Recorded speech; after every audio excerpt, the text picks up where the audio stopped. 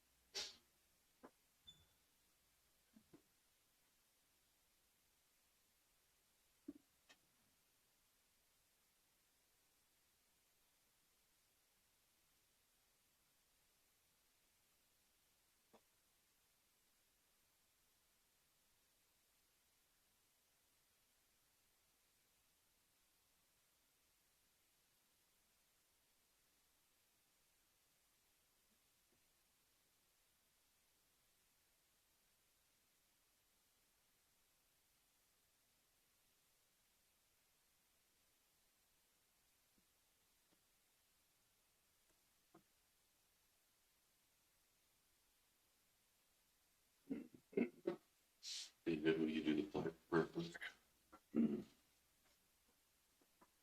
morning, everyone. You follow me in the pledge of allegiance. I pledge allegiance to the flag of the United States of America and to the republic for which it stands, one nation, under God, indivisible, with liberty and justice for all. Heavenly Father, we come before you today, asking you to watch over this meeting of our commissioners and be with all those who've been traveling this weekend and are on their way home now. And just thank you for allowing us to be in a country where we can all get together and celebrate Christmas without worrying about persecution from anyone. In Jesus' name, amen.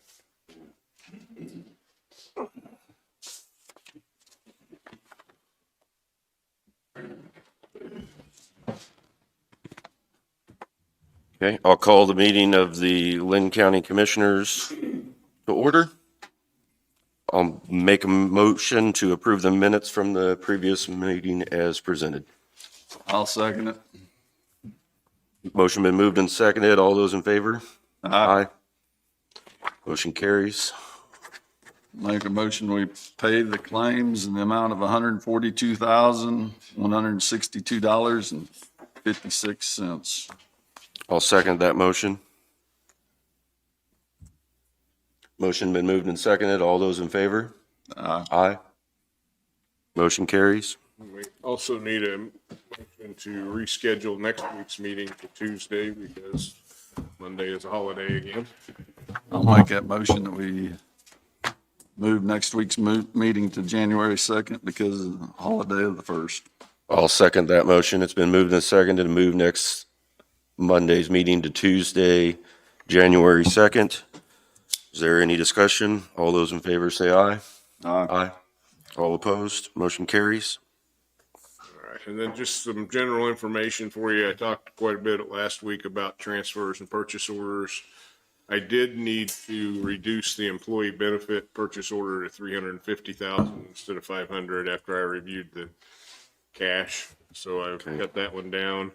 And then I looked at the rural fire amount that was going to be left, and we're able to do a transfer of 250,000 from that to special fire.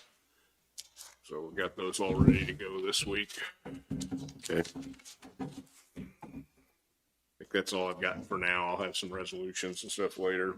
Okay. AMR?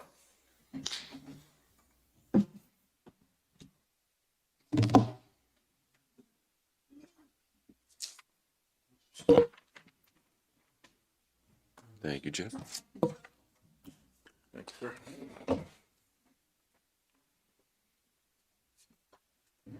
Good morning, Commissioners. Jeff Boyd for AMR.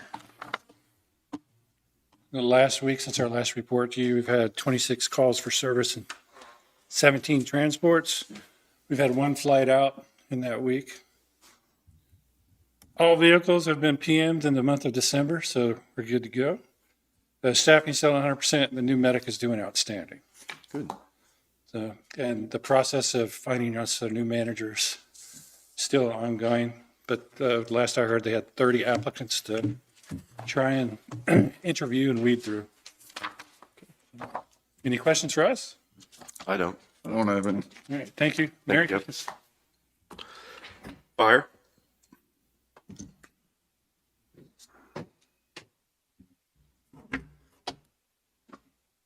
Good morning, Commissioners. Randy Hagwell, Linn County Emergency Preparedness and Rural Fire. I sent out this week's call totals. We had 7 incidents. Brings our yearly total up to 444. We did receive notice last week from Lacine City Fire that April 1st, they should be vacated out of the fire station at Lacine. So main thing that is for us is with the agreement now, they were paying the utilities and we paid everything else. So we'll get the utilities switched over to Rural Fire's name. We'll start paying utilities up there. January 13th, we have a cybersecurity free training open to the community. We'll be posting all the details on that on our Facebook page. Other than that, I have nothing unless you guys have something. I don't have anything. Thank Thank you, Randy. Sheriff's report is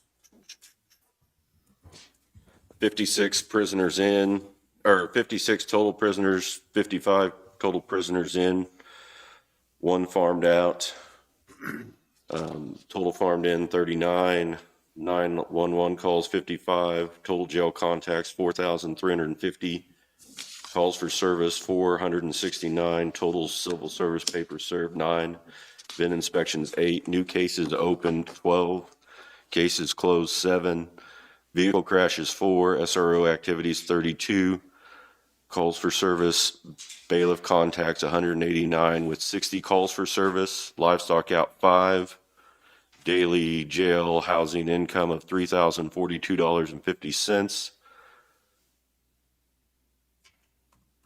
And we don't have any update as far as, we don't have December numbers yet on the other.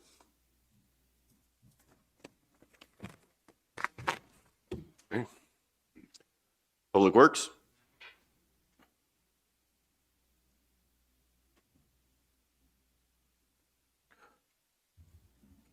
Sean West, Public Works Administrator.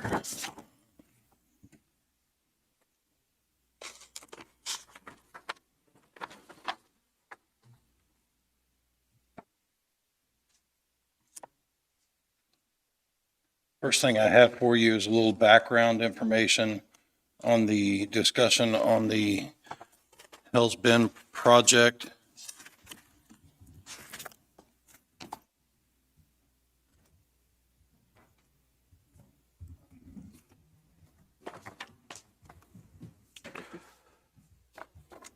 I pulled from the bridge file, which I have here with me today.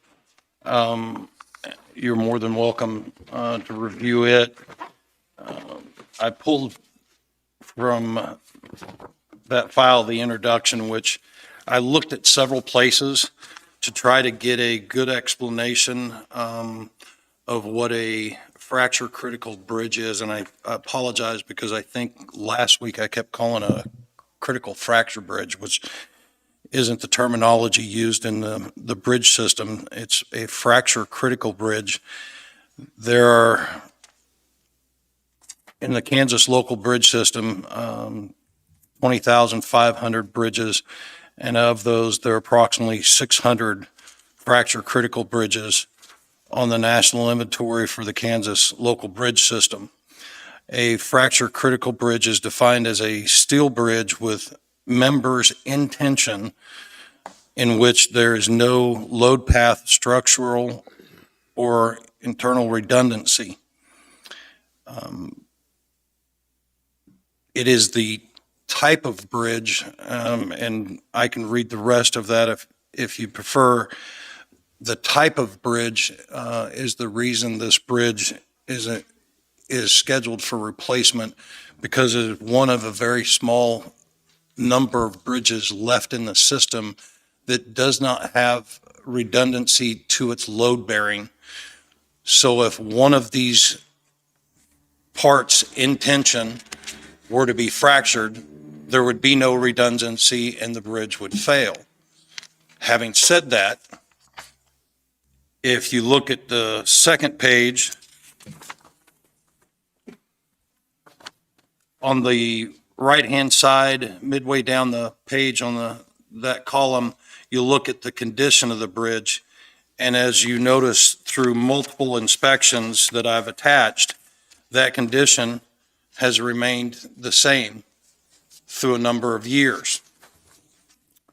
The bridge itself is not failing. It's the type of bridge and its potential to fail critically is the reason that the funding was available and the grants available for this type of bridge. Also, there was a question on load ratings. If you look in the left-hand column, almost to the bottom, second to last line item is load rating. You'll see inventory load or rating factor of 9 tons. And if you'll look, that's never changed. Although the last sheet I've put in there with the multicolored or green highlights to it, you notice that the bridge rating or weight posting is 8 tons and load rating is 8 tons. Now, why they different from the reporting of the load rating on the inventory sheet as opposed to its posted rating, I can't tell you.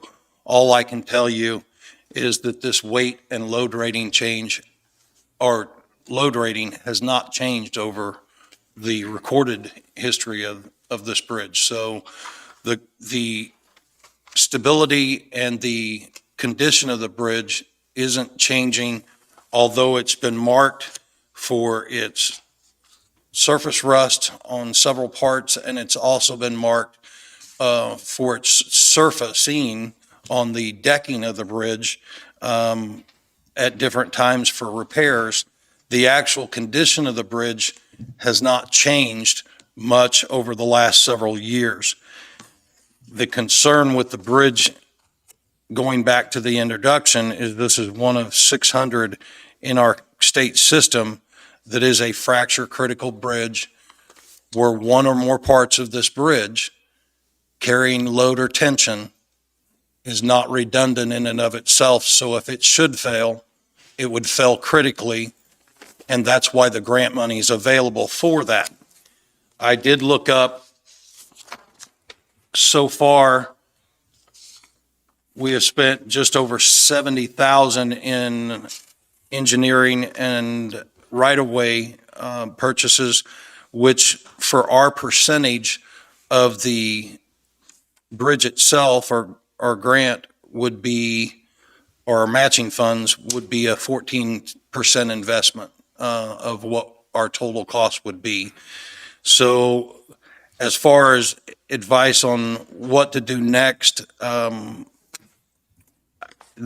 bridge was built in 1957. It is an elevated bridge over a railroad.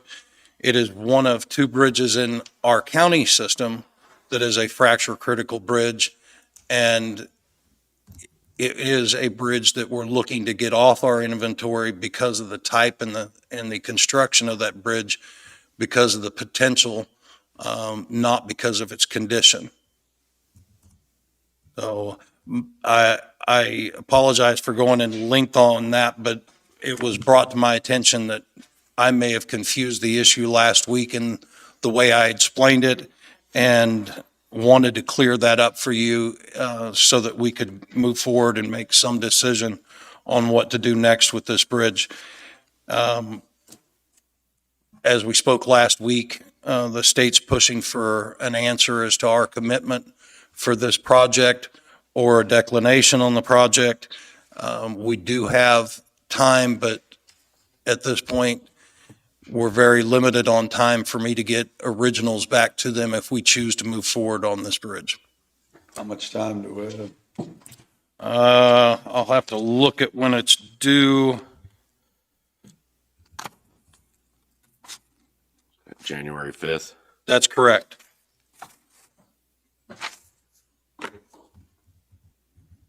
In theory, if you put off the decision till the second, which when Danny will be back, I guess, won't he? Then you'd have to just about overnight that stuff, That's correct. which you could probably still get there by the 5th, I imagine, But our cost went from 350 some to to about 500. over 500, right? Yes. 505. And there was only one bid.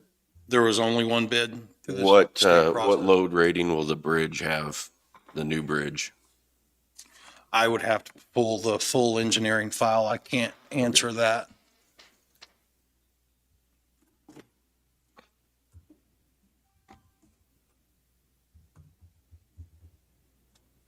We've got it on the agenda for 10:30. Do you want to continue to, would you be able to get the engineering file by then? And I would be able to pull the file and try to find the information, Okay.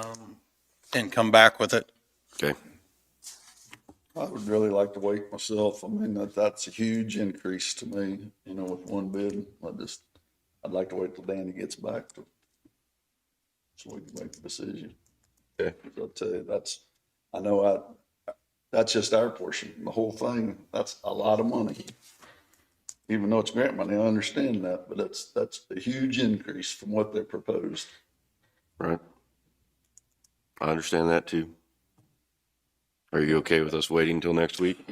I'll be here all week so I can push out the information on the proposal. Okay. And get that out to you, on your SharePoint and have that teed up for you if you'd like. Sounds good. Okay.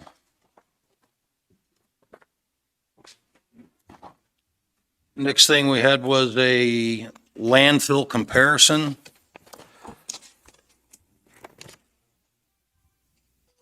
Our staff went through, and I believe you got this on SharePoint.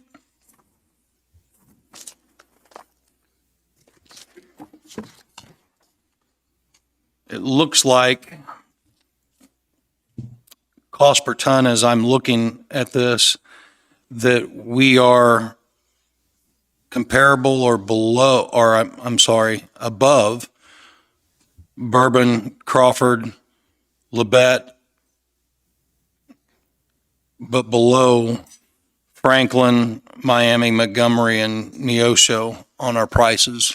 We're about mid-range on our MSW tipping floor fees. So I don't think we're high, I don't think we're low. But certainly I would take any input and come up with a recommendation if you'd like, but I believe we're roughly where we need to be for this.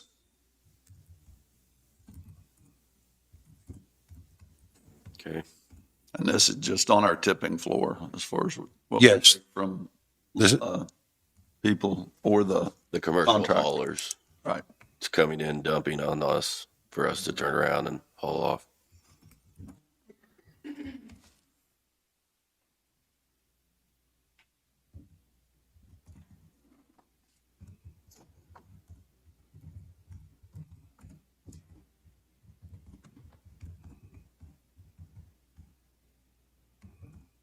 Okay.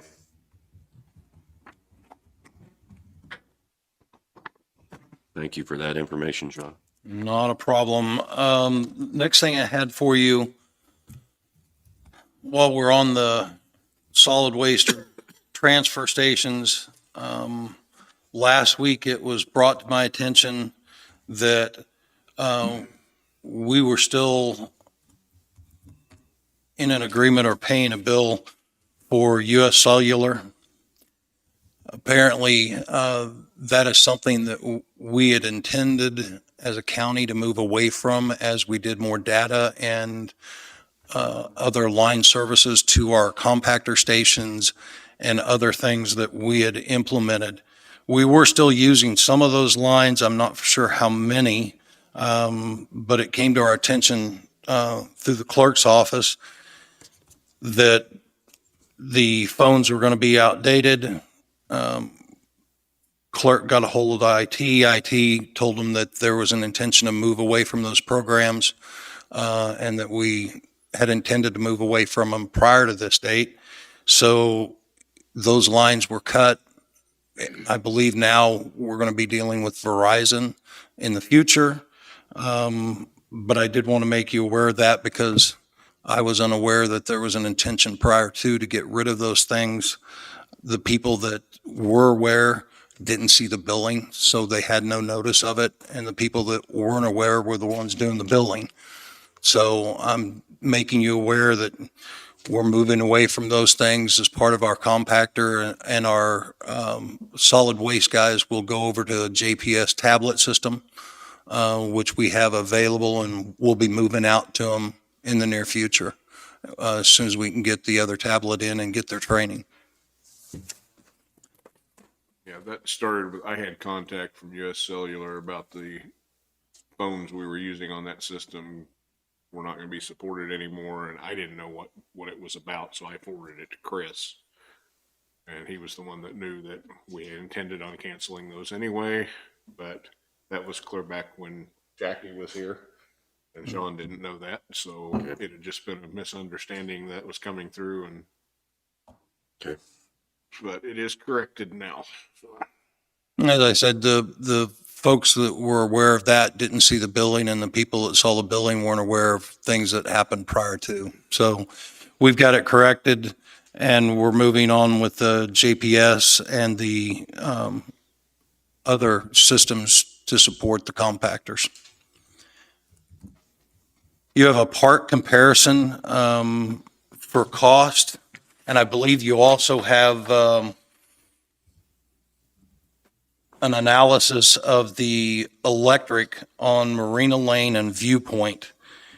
For the electrical analysis that Sherry put together, or summaries, it looks like per campsite on Marina Lane, we're at $100.74 a month on it, and $65.49 on Viewpoint. With the relative cost of those sites, as far as the electrical goes, that seems to be in line with what we're charging in the difference of those sites, because Marina Lane with the higher electrical is also going to be a water and sewer site that pays at a higher rate, where Viewpoint is only a water site with electrical and haul their own sewers. So it would stand to reason to me that one lane would use more power and have more larger campers than one that didn't have bathroom facilities in the camper, or ones that were being used. The breakdown that Sherry gave us for different parks around our area also give different amenities.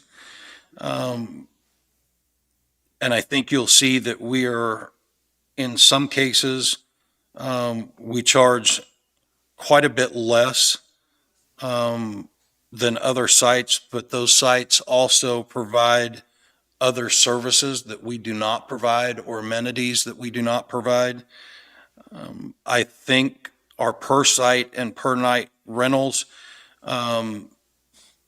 Sherry's recommended moving those up at a small increment like we have before, and per site, per night, as we move those up, I think our numbers are going to move up as well. My biggest concern is moving those too fast and losing the customer base that we do have, because the customer base that we do have is used to the facilities and amenities that we have. And if they were looking for those other amenities, they'd pay the other costs.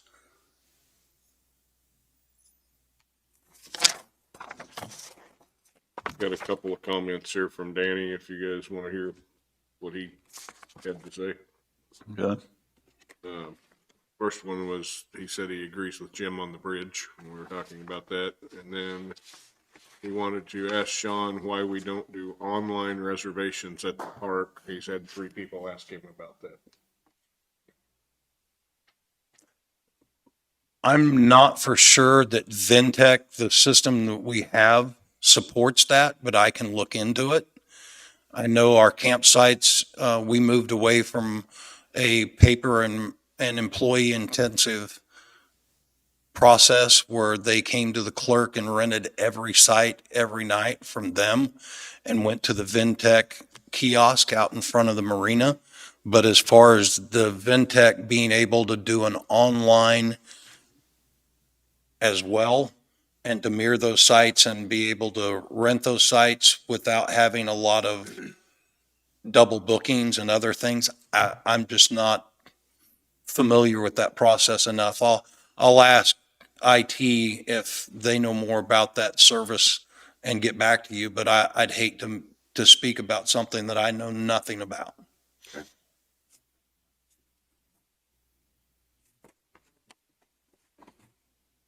I do have the resolutions if you would like to address them, or would we like to hold those for next week? What do you think, Jim? We're sure the cheapest with electricity been at $80 to $100. You know, on our rates. I mean, that's why I say it. You, with what the amenities we have, We are the cheapest. we are the cheapest.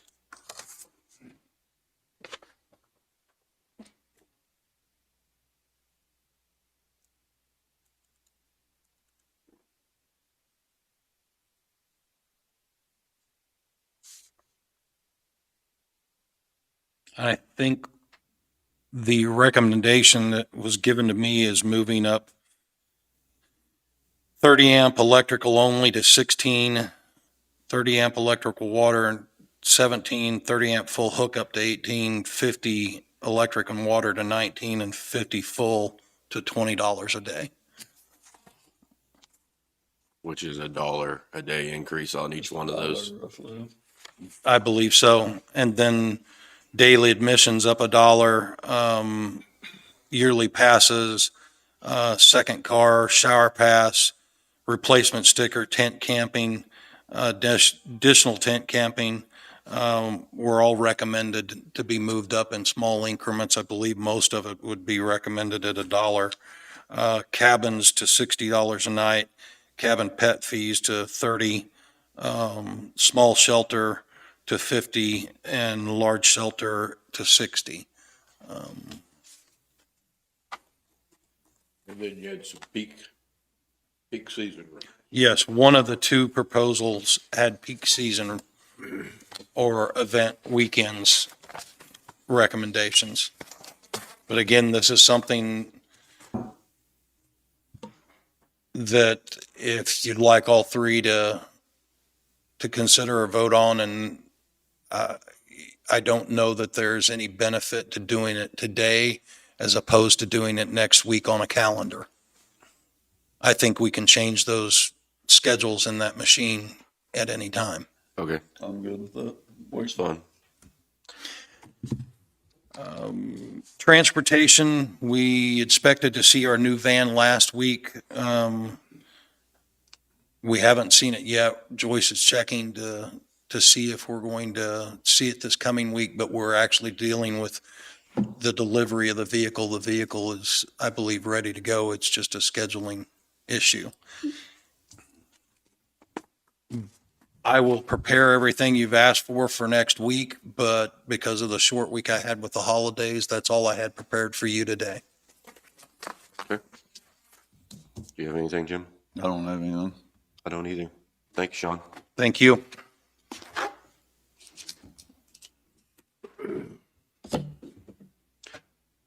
Darren?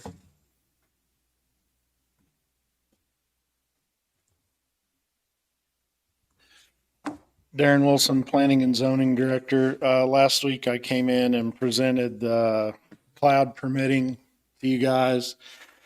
And we were waiting on an answer back if we could use, if they would allow us to use ARPA funds to pay for this. And Jessica got an answer and they said that we could. So I just am looking for an answer from the commission on how to proceed with payment for this. And it's 11,500 for the first year, and that would be, the ARPA funds just be for this first time, and then planning and zoning can budget from there on out for it. What do you think, Jim? I'm good using it. I am too. So I'll make a motion that we allow planning and zoning to use the $11,500 for their software from ARPA funds. I'll second it. Motion's been moved and seconded. Is there any other discussion? All those in favor say aye. Aye. All opposed, motion carries. I also need 10 minutes for legal with David, Gary, and the commission.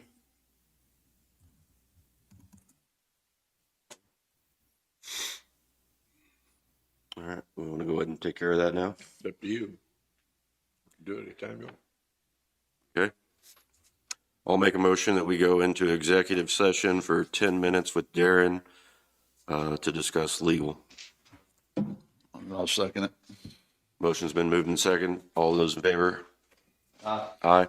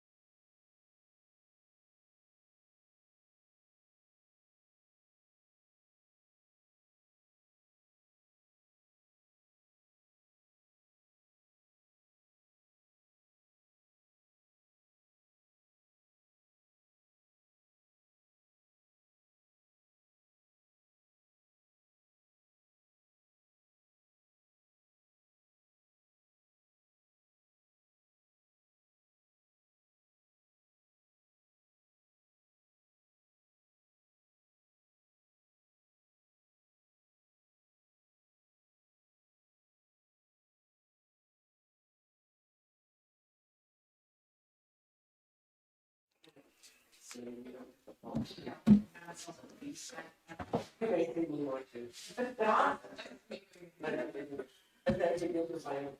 welcome.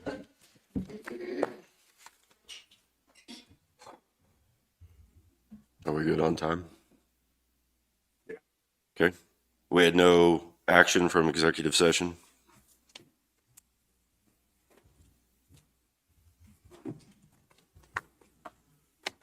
We have a resolution that Gary prepared, if we want to get into that, on the EPA effluent limitation rules. I just, yeah, prepared because you had asked for it, and I don't know if you want to move forward on that, if you want to wait till Danny's here, or if, there was some discussion in the presentation about the local meatpacking company having a need for this, and it's my understanding from reporting I've read in the newspaper that he says that he doesn't need that. So He what? he said that he's not in a position of being affected by these because he's already in compliance. That's my understanding. I just read that in the reporting. I didn't talk to him personally.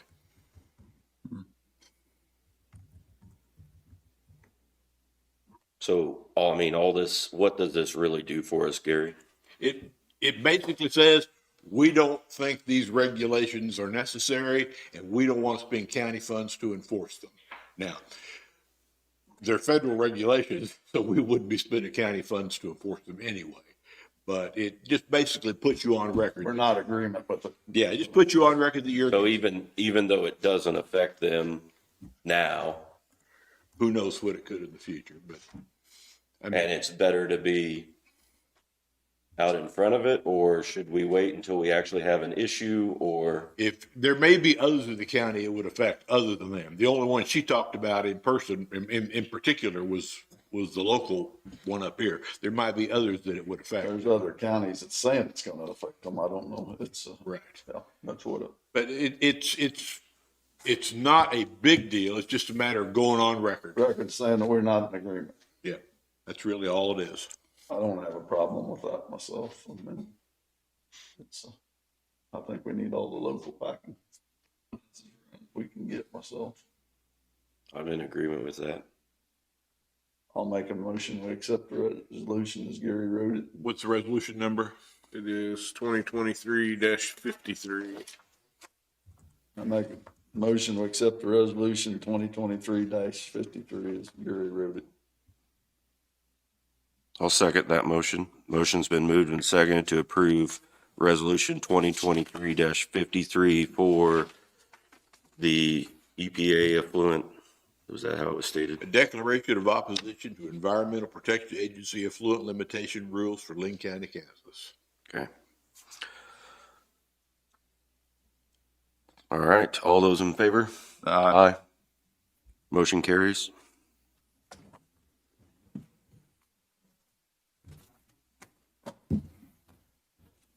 And I don't, Gary, there isn't any one that we send this to, is there? It's just. Not that I'm aware of. Okay.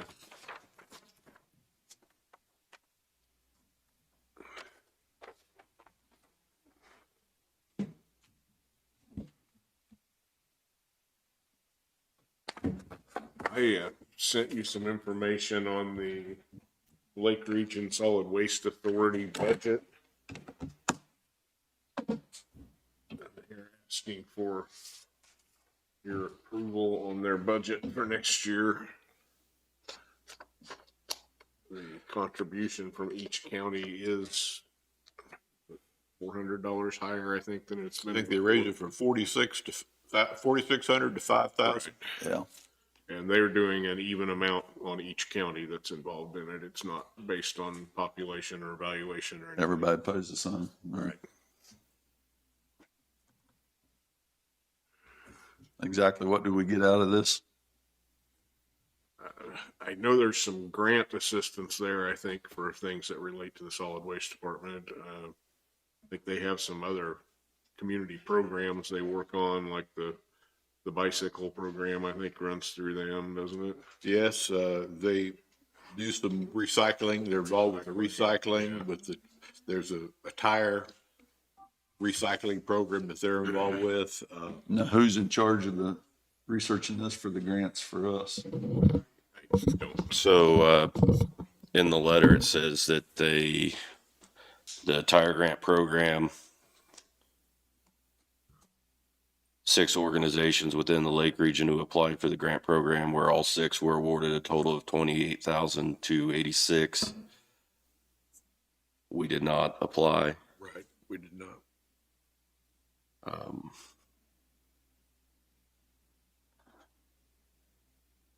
That's my question. Yeah, Who takes care of this for us? I mean, to research this out. We're supposed to have, we have a representative or more than one representative on the committee. And then I think, what's his name that runs the solid waste is an ex officio member of the committee. Yeah. I think that's, I would be our representative for that committee and group. As far as the benefit of that group, they hold quarterly meetings, and the training, the information provided, the grant opportunities, and the contacts with that group, as far as the knowledge that they've given me to look at the projects that we're doing and the projects that we're going forward. I've not only benefited from the group itself, but from the members of the group taking their time to help point me through as far as some of the concerns we've had as far as closing costs and other things, and to point me in the right directions for things that I'm woefully unaware of, having never run an operation like that. I don't know that we've taken advantage of all of the recycling or other grant opportunities. I know we have a recycling program managed through one of our school districts, and recycling that occurs at our county fair. But as far as the benefit of the group as a whole, being a member of that group, I've gained quite a bit of knowledge from the years of experience of those gentlemen in that group and ladies that I don't have, and they've pointed me in directions for other opportunities for certifications and landfill operations and other things that may become necessary as we move forward on these other projects. So if you have any other questions, I can give you generalities and things, but as far as pointing to specifics, I'd have to research or look at any questions you had. I noticed that one of the counties got a grant for a walking floor trailer. Did you see that? I didn't. $63,000 grant. Seen that. Your plans still include trying to put in that kind of a system, don't they? So, I mean, I I don't would know. like to check into it. So we need to continue with the membership. Yeah, but we just need to continue, maybe utilize it too, if it's there. I agree. I'll reach out to them and find out what list of grant opportunities are available in the upcoming fiscal years and see where we fit into that program. So we need a motion to, Yeah, I think just to approve their budget proposal, and then there's a sheet for, chair, or in this case, vice chair, to sign off on. I can send it back to them.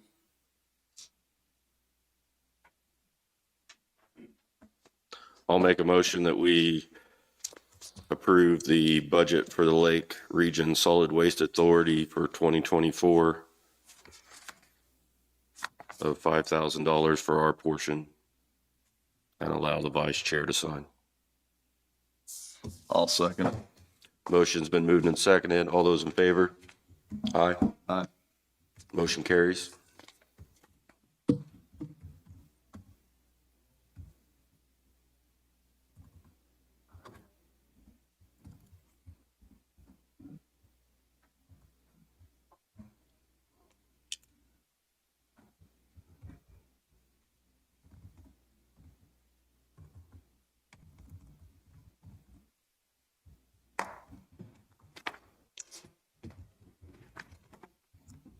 Okay.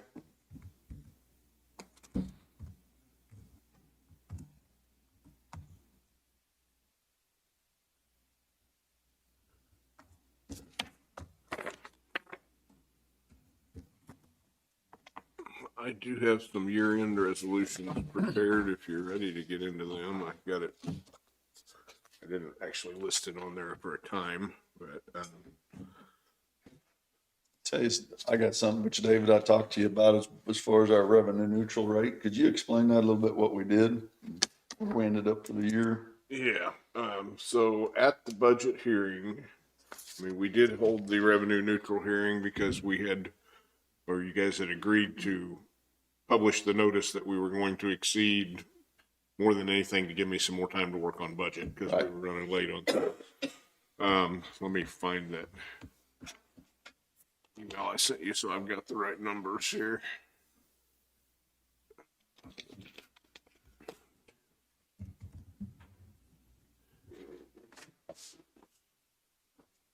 Okay, so we held the hearing back in September, I believe.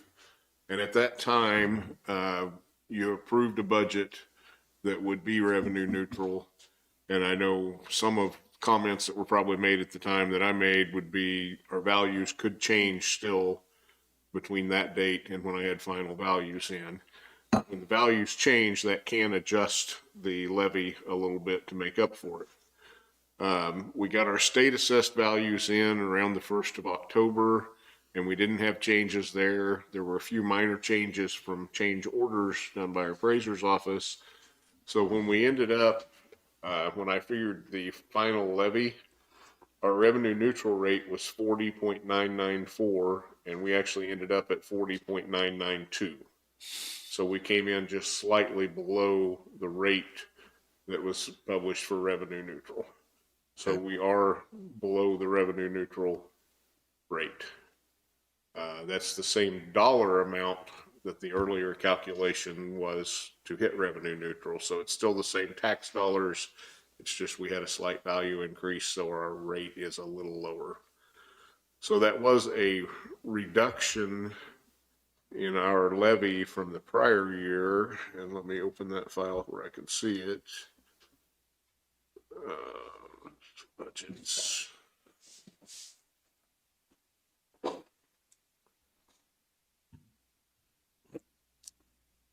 Just a second there.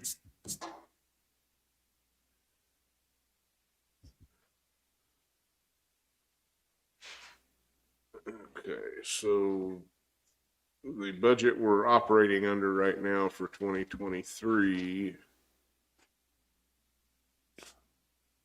our mill levy was 42.581 mills, and this drops it to 40.992. So just a little over $1.5 million reduction in our levy. The year before the 22 budget, we were at 47.848. And so that one was a little over a 5 mil decrease. The big difference there is we've stayed revenue neutral through these 3 years, but we had more of a value increase last year than we did this year. So we were able to drop that levy farther at that time.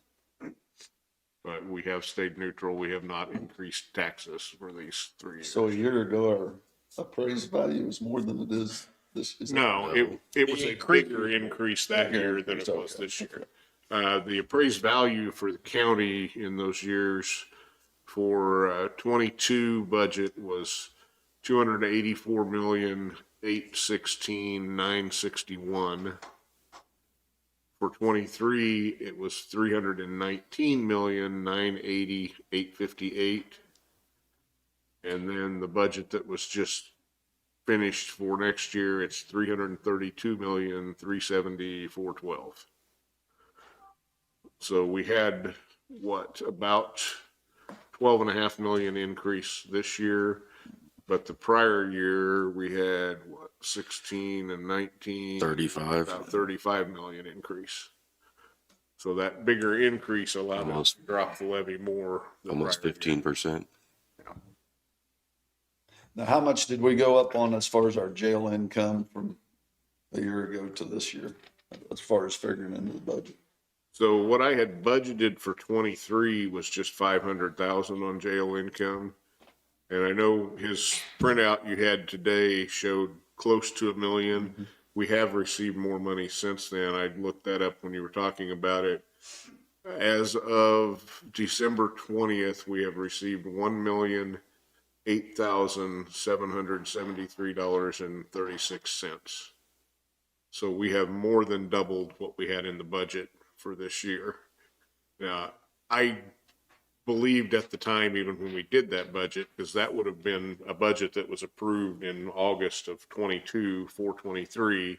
Before we were even into the Yeah, we were facility. just getting in there, and we really thought we would get more than that 500, but I hated to overestimate in case things came up and it didn't work out where we could. So it was not a big surprise to me that we were over. However, I didn't really expect us to go quite that high. And what did we budget in for 2024? Let me look at that file.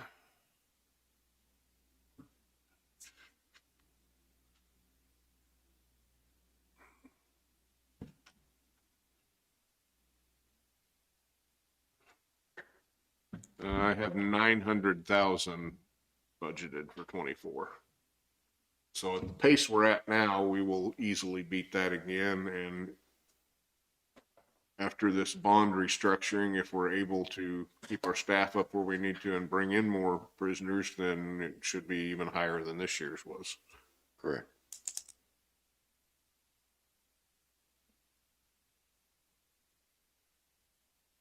So what can we do with this extra money, which I realize, I mean, if we're budgeting like we budgeted the 500, we can't pay off on the bond till how many more years? With I don't have those details in front of 2030. me, but 20 what? 2030? yeah, 2030? this restructuring we did is going to allow us to pay some of it down sooner because we Correct. got the different type of bonds Right. and some.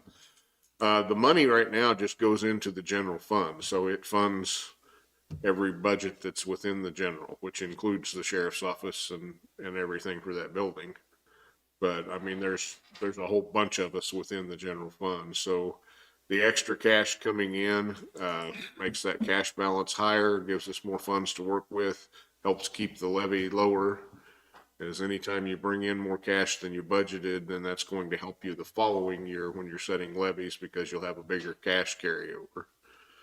So that continues to allow us to maintain revenue neutral to a certain degree? It will help. At some point, I don't know that we can keep continuing forever, but it definitely helps when you're bringing in more cash than you planned. And that's just kind of my standard doing budgets. I try to keep my income estimates conservative because it's a lot better to bring in extra cash than it is to be short of what you budgeted, because then you get into trouble and you don't have as big a cash carryover, or you might not have enough cash to fund a budget if it's a lot lower. And either way, that would drive mill levies up if you're not bringing in enough cash. Now, is the revenue for the park is the same type of deal? That revenue comes back and goes into the general? It's general, yeah, because the park's within the general fund.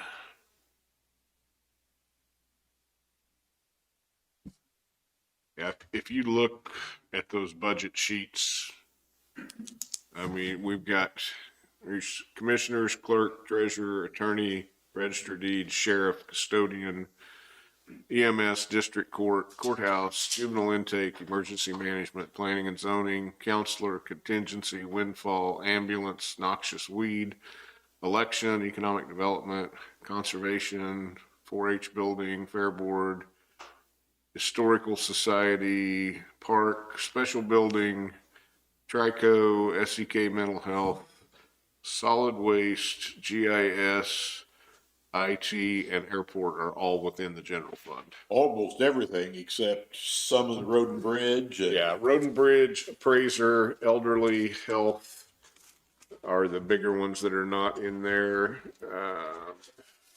Employee benefits has its own fund, and that's a huge budget. The Fair Association has a levied fund for them. What's in the fair board in the general is the premiums and Building. building. I guess what my question is, the 500,000 we budgeted, then we bring in $1 million, so we got an extra 500,000, right? 500,000 in cash. Yeah. You don't have We don't have anything budgeted for that 500. Right, you don't necessarily have the spending authority to spend it, but it's there, and if you need to use it, you can, and not run into the hole at the other end, yeah. Now, when we did the budget for next year, I did bump that estimate up because we could already see at that time that we were bringing in more than what we had budgeted. So when I did that, I estimated 894,000 for this year. So we're still going to be a couple 100,000 over that. Even where we're at now, and if we could Right. increase it with more staff, and we could, Yeah. But it just gets into a balancing thing when you're looking at the income and expenses and budget, and you're 6 months before the year starts when you're doing it. So it's all estimates at that time.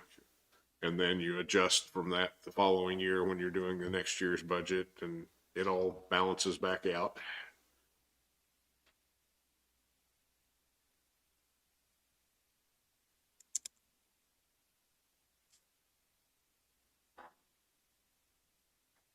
Anything else on that? I don't have anything else. Okay.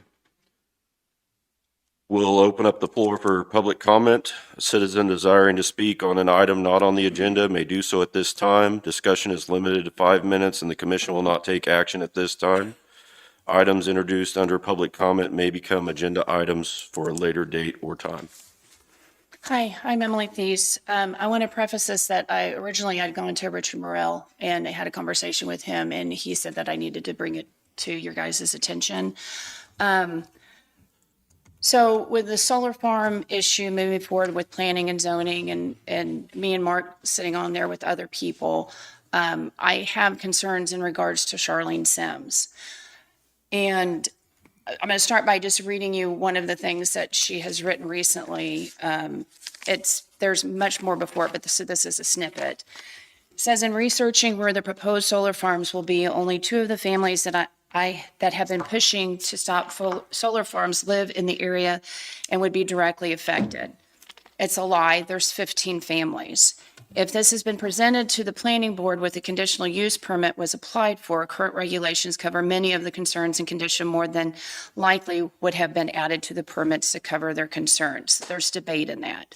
But their intentions, meaning us, are not to work on regulations that will cover their issues like setbacks, endangered wildlife, fire control, et cetera. Their intention is to keep all solar out of Linn County.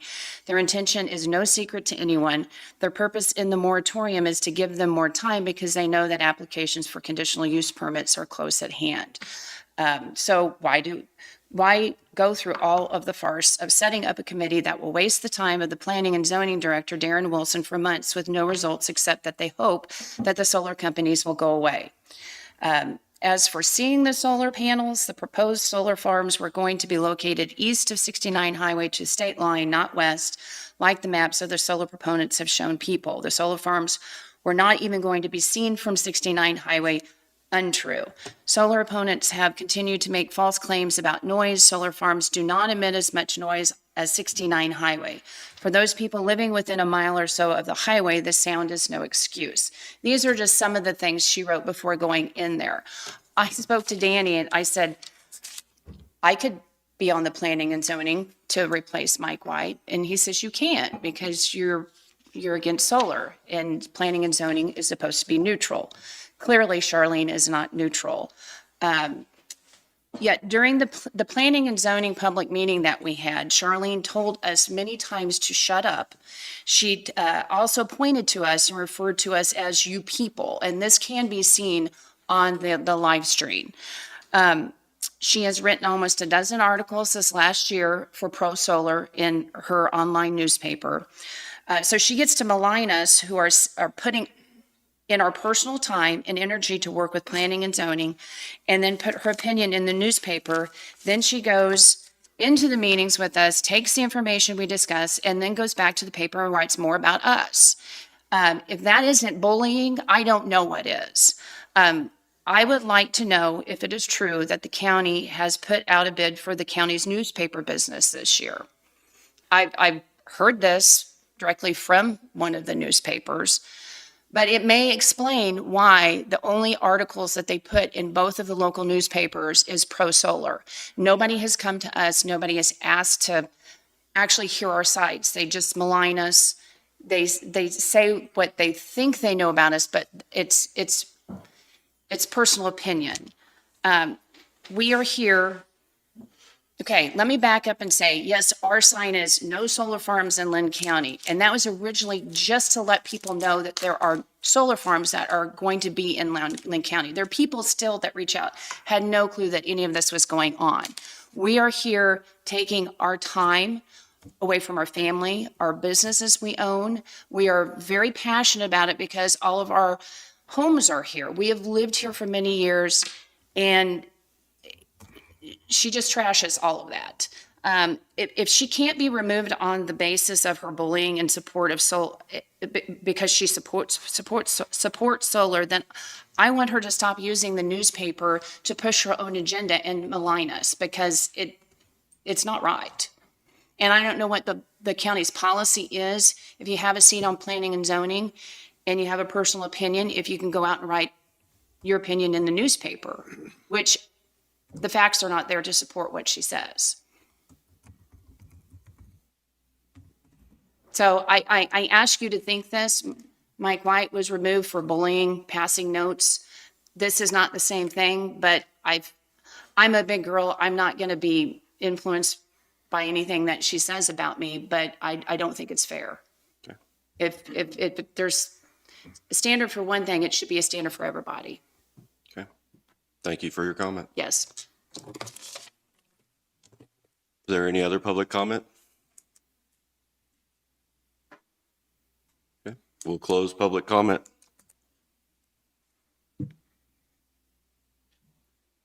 What's next? I've got some resolutions ready for you if you're ready to look at them. Okay.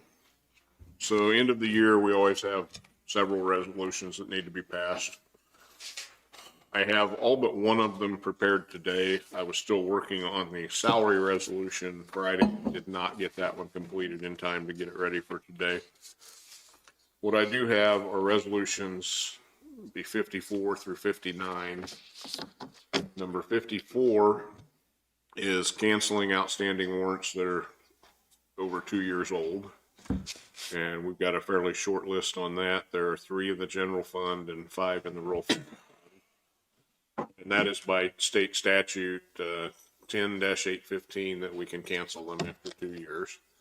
So when we cancel those, it puts that encumbered cash back in those funds. And that's just checks that have not been cashed, right? And we're assuming that, you know, in doing this, that after 2 years, they're not going to be, so we're just gonna go ahead and cancel them, and then Janet can have those checks, canceled with the bank, and we can point them out. I have the holiday schedule for next year ready. I did not change anything on that. I think really the only question is there is one federal holiday now that we have not been observing, and that's the Juneteenth.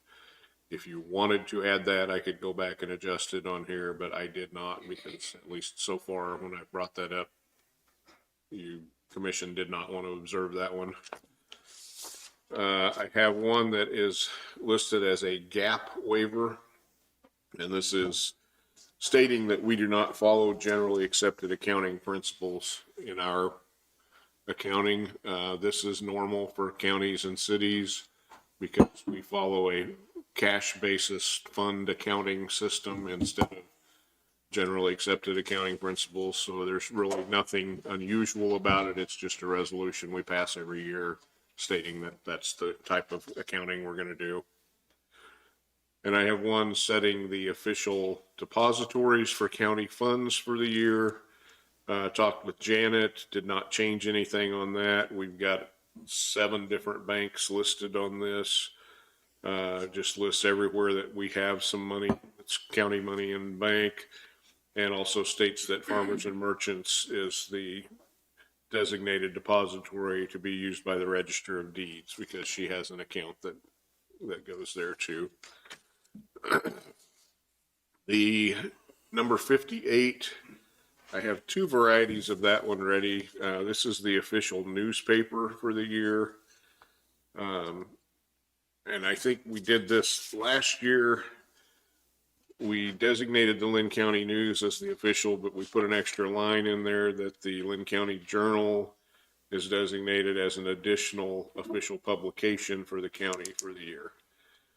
So, and that was just making it clear that we would put, or we can put legals and ads in it, but it's not our official paper. I know Roger's planning on coming in and talking to you today about that paper. I'm not sure where all he's going with that one, so you might want to hold off on that until after he's been in. And then I have one for all the pay dates for the year for payroll and accounts payable. Same type of system we've been using. We'll do payroll one week and accounts payable the next, and just back and forth. I was waiting on that one until I talked to Stephen this morning, because one of those payroll dates comes out to be the Friday after Thanksgiving next year, and I wasn't sure if the banks would be able to process it on that day or if we'd need to move it up to Wednesday. He has talked to farmers and merchants. They said we could still submit our transfer information on Wednesday like we typically do, and that the transfer would go through on Friday. So we're okay with leaving it with that date. So do you guys have any questions about any of these or anything you want to go over? I don't. Do you want to hold off till Roger's here later on that one resolution, just in case he has any comments that would? He's here now. If he wants. Oh, is it? He is here. Yeah. Okay. Well, do you want to hold off till you hear from Roger before you make a decision on this? Sure. We're early, but. Timing's impeccable. Good morning, gentlemen. Good morning. First of all, I want to thank the county, and I'm Roger Sims with the Linn County Journal. First of all, I want to thank the county for county departments, commissioners for support that we've been getting. I talked to the commission last year in closed session about basically about our business, and I'd like to talk again to you, but some of it involves trade secrets. So I'm asking that if you could go into executive session for a brief period and to discuss basically our business. How long would you need? 5 minutes.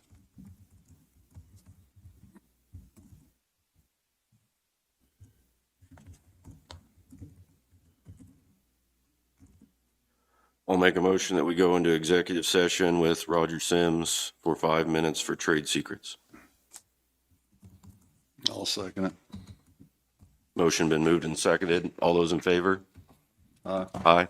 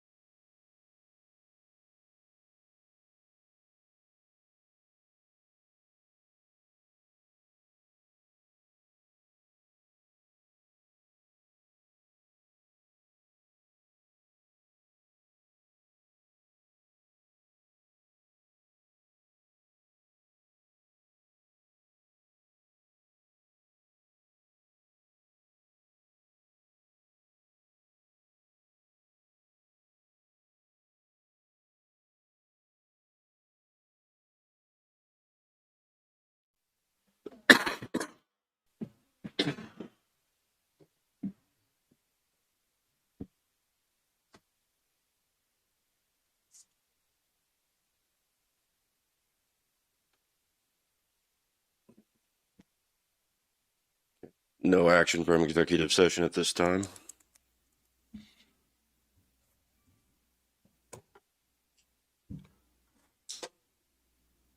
So after some discussion, are you prepared to do the resolutions I have ready today?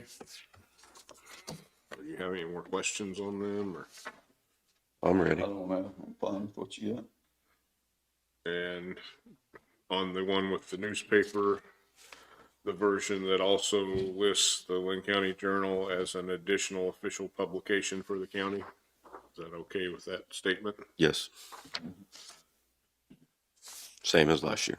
Just like we did last year. Yeah, and that's what we did last year on it. I made it both ways to give you the option this year to look at it again.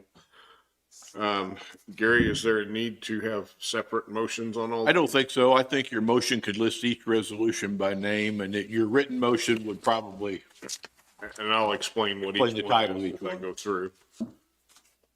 Well, if you are prepared for that, this would be resolutions 2023-54 through 59.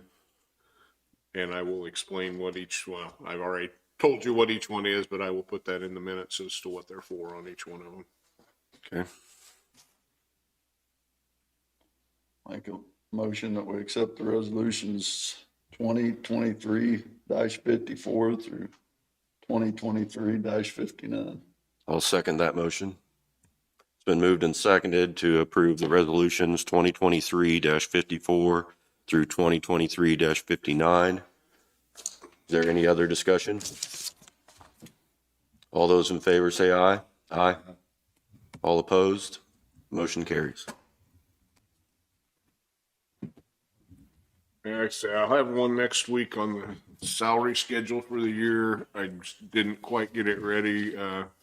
And really, one thing I'm missing on salaries is we've still got some evaluations that we need to get scheduled for you guys to do. I don't know how you want to do that. How do we handle those, David? I mean, is that something we complete them on our own and then bring them together, or should we be working on them in unison? I mean, I think you're going to have to come to some type of agreement together before they're finalized, but I don't know why it would hurt anything if you each want to do some work on them and bring them in and discuss them together. And it's really not going to prevent me from listing the resolution for salaries because that's salary ranges and we've got that in place. But we do need to get this wrapped up pretty quick. Right. If we're going to get it, if there's any salary adjustments being made on individuals because of this, if we want to get it in for the first pay of the year, it's going to have to be real fast. So, It doesn't mean that you couldn't do it a little later, but I hate to put it off too long because I know these people are, so do we need to have it on the agenda for next week? I think it would be a good thing if we could get it on there next week and see if we can get through it or not. Okay. You all right with that, Jim? How are we gonna do them? I mean, we've still got some grievances, I guess, sitting there waiting, and some nothing's been answered on as far as some evaluations, so. I guess, where we at on it?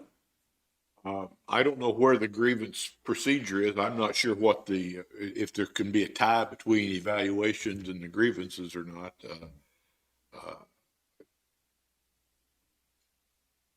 I would hesitate to make a connection between the two.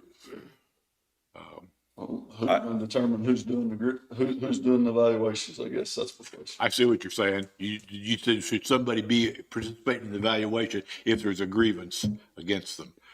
Well, that's a good point. I don't, There Or a are, question I've had before, I Yeah. mean, I know. how can a husband Yeah, I do an know. evaluation on his wife's boss? I guess that's another question I got. Where we're at with it, I guess, is my question. Well, I'd be glad to, maybe next week, let me meet with the commissioners in executive session and offer you some advice on that matter. I think that's probably the best way to do that, rather than offering legal advice just off the top of my head here in the open meeting. Where are we with the grievances? I mean, I don't, I don't know. Have you been in touch with the, I have not got anything we paid the from bill, them other didn't we? than a bill. how much was that? I'll have to look it up. Give me just a second. I can find it there. I think we had an understanding that that the evaluation of any employee who had filed a grievance against a board member would be done by the employee's supervisor and held in abeyance, held in sealed until after you were through with your employee evaluation system. Wasn't that? I mean, we're quite a ways into this. I haven't actually had any written, opinion, I guess, from the grievances. I haven't seen. I haven't seen anything anyway. No, I haven't either. No, I have nothing. From my portion of it, you are correct. I've done one employee evaluation and left it sealed at the clerk's office until mine is completed. And for my portion of this, I would waive any conflict on any comment of any evaluation or to speed the process along. As far as my evaluation goes, I'll take no stance on any commentary or comment. As long as it's done, and it's accepted as is. My concern is, and I understand it is the commission's concern as well, but my concern is the employee pool and not myself or a small group of supervisors. So whatever conflict I may have, I'll waiver any of it. And before with them, we always did them in a group. I mean, all three of them so far. That's why we've always done it. Once it was our direct reports, was we just put them together.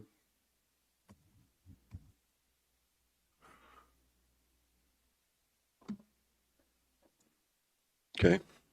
So we need to set up time for next week to get those finished. I think it would be good if we could spend some time on it, and probably after Gary has a chance to talk to you. On the legal issues. Get into that. Yep. I'm looking, trying to find that bill so I can tell you what it was. So what, Gary, you remember the company name on that one? Fisher Patterson? Patterson. Okay. I think when Dealing with different law firms, I wasn't remembering which one that was. it's the same firm that Forrest worked for, except they're in different places. But Forrest is, Folston. well, then that's who it is. It's the same one that he worked for, I believe.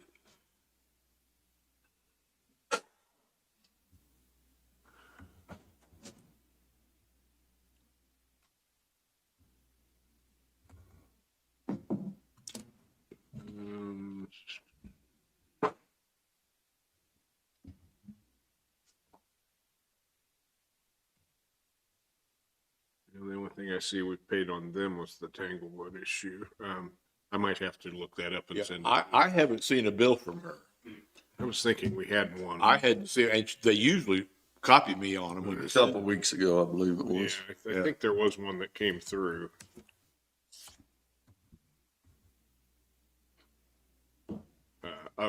I will look it up and get it to you guys so we'll know, because I'm not spotting it real quick when I look here.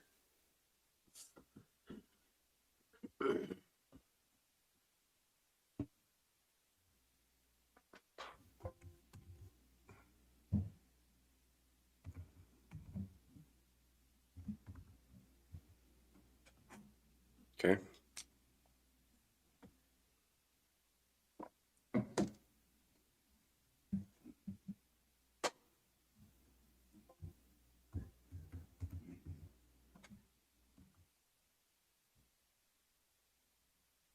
Oh, here we go. I think I found the invoice. The one we received was $9,525.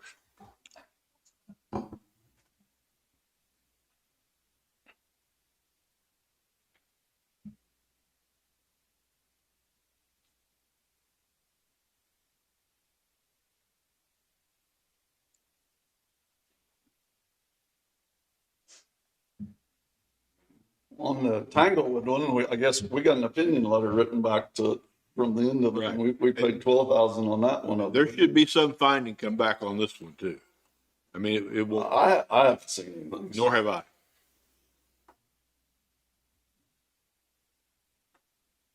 We'll reach out to, the firm and find out where they are on that.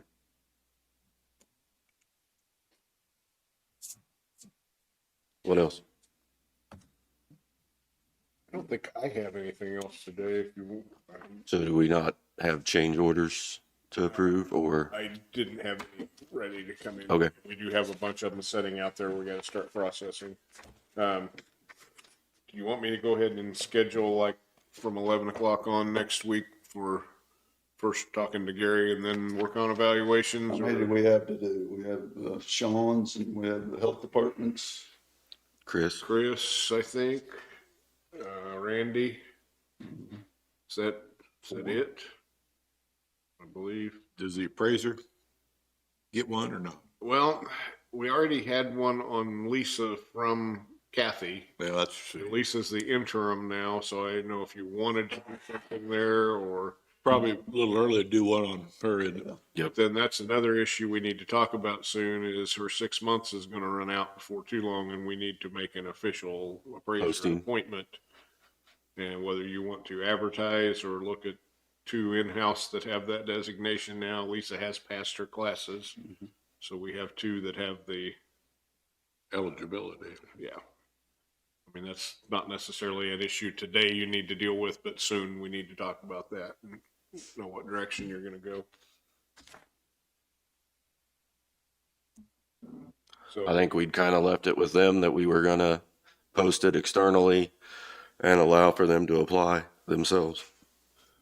That's what I remember too, that we would post it, but they could apply for it when we got ready. And if that's the direction we're wanting to go, then we need to work on a posting for that and get it out before long because we are gonna run out of that 6 month time before terribly long. I think that's why we left it last when we did So it. that's how I'd like to proceed. I'm good with that. All right, I can go back and look at what we posted the last time and see if that would work for Okay. posting it and I'll work on that over the next week or two.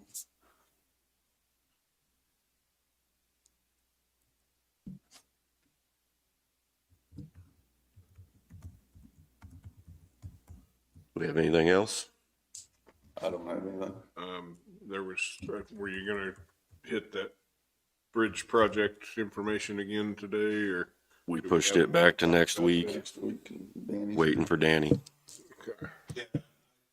I do have a call out to the engineer, the lead engineer on that project while I was off last week.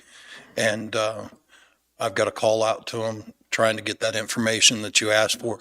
Is the only information from the engineer is the load rating or proposed load rating of the new bridge? Are there any other questions I should be concerned with? That's the only question I Like have. I asked before, as far as if the load rating has changed, if it's over the time. I mean, we've been talking about this for over 3 years because it was when I started. I just wanted to make sure we hadn't changed any load rating. And that's why I pulled them back, and the form I gave you, and I'll make sure Danny's got a copy of it and I send it out electronically. The dates of those inspection dates are on the bottom. So I pulled it for 2 or 3 years and saw no differences. Okay. But I certainly am not proposing myself to be an expert at reading that form. Right. So if you'd like an explanation why load rating on that form is 9 and bridge rating is 8 tons, I'll reach out to the engineer for that explanation, but I believe it has something to do with the form. It's not the load rating being changed. Now, is there a certain group of people that this goes out to as far as contractors? I mean, is there any local contractors can bid on this? I mean, wonder why we only got one bid? That's, The state put it out to their list of contractors. They did the bid on it. kind of, yeah. And they put it out to their list of contractors. They were actually surprised they only got one, weren't they? That's correct. And while we were on break, I looked at the list of contractors, and don't quote me, but there's only a certain list that are qualified for certain projects. And I'm wanting to say, just by first glance at that page, there were more than 15. There could have been up to 20 that I saw on that list, so that it was pushed out to. But I could easily get that information, but this was not by any means Sole source. sole source or hidden bid. There were plenty of people that had an opportunity, and plenty of qualified firms in our area or contractors. You might ask, I mean, if it's all right, you might ask the engineer if he has any I don't mean the state, if they have any understanding of why they didn't get. Why we only received one bid on this bridge? That's, I can ask that. It would be interesting to know. I mean, if it was it timing, was it the scope of the project? Was it, I don't know, the fact that the railroad's involved? I can see if they've got any it's knowledge. confusing to me that we have 15, like you say, 15 and only one company wants to bid on this. It's, Yeah, the type of project or even the deployment schedules and there are a lot of factors and I'm sure there are on every bridge, but I'll reach out and ask that question to see if they've got any background for it. okay.